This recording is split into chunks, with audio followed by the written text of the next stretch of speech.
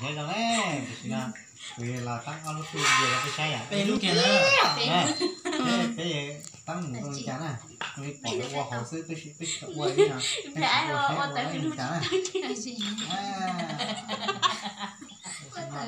bia đó Bây giờ to mình gì chơi. ủa giờ chị lấy giờ bắt rồi Thiên sơn.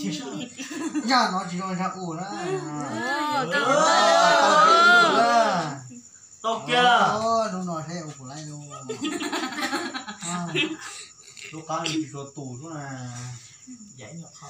Thế nên là tăng nó lên chụp con tú nói là nó Này cái như chuyện trai nè, tập cô chỉ biết chi tuyệt thay.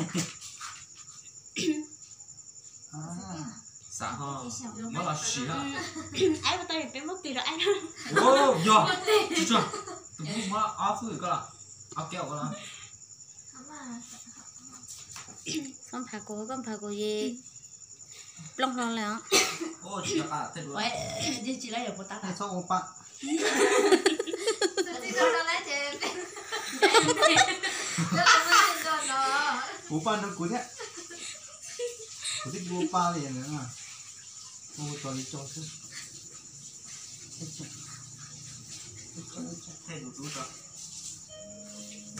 Dạ, thế. cho tay nó tỏi Đúng chỉ có tha nữa. Chỉ là hỏi khó của. tay mà